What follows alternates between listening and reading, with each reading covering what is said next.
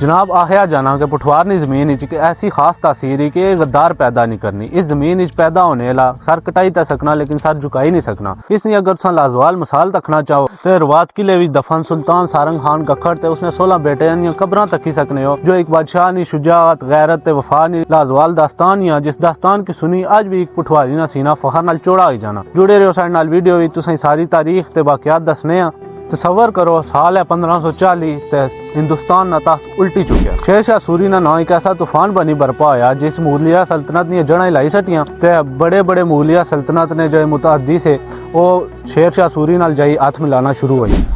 لیکن جلے طوفان پٹھوار نی سرحد پر پہنچیا تے اس طوفان کی ایک چٹان نا سامنا ہویا، جو چٹان سی پٹھوار نی غیرت تے جس نا نام سی سلطان سارنگ خان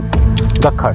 میرے پیچھے موجود ایک قبراں صرف ایک پتھر نہیں ہیں، 1546 نی اس ہونی تاریخ نی گواہیاں جس نے وچ ایک سردار اپنے اصول تے اپنی زبان نی پاسداری استے اپنا 16 بیٹیاں نی تے اپنی قربانی چاہی دیتی، لیکن اپنے نئے پر غداری نہ دبا نہیں لگان دیتا۔ شیر شاہ سوری جلے سلطان سارنگ خان گکھڑ کی اپنے نال ہاتھ ملانے سی پیغام بھیجیا تے سلطان سارنگ خان گکھڑ مغلاں نال اپنے وعدے تے اپنی زبان کی پاسداری کرنے ہویا اس نے پیغام کی ٹھکرائی چھوڑیا تے اس نے قاصد کی ایک تیر، ایک کمان تے ایک شیرانہ بچہ دے بھیجا جس نا مطلب سراسر اعلان جنگ سی۔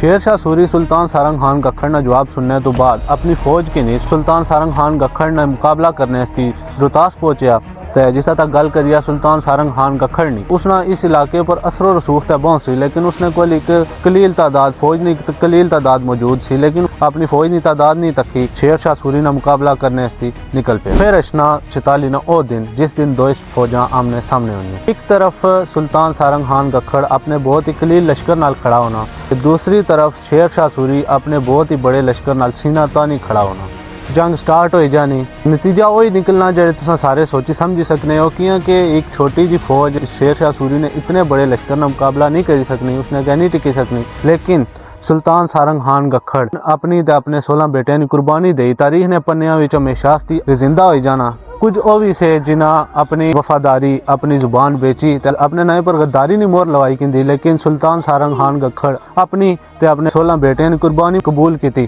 لیکن اپنے نئے پر غداری نہیں مور نہیں لگان دیتی۔ دوستو اج روات قلعے نیاں خاموش دیواراں تے اے مٹی ساڈے کول ایک سوال کرنی کہ اساں اپنے عظیم ہیرو کی بھلی تے بیٹھے ہوئے ہیں۔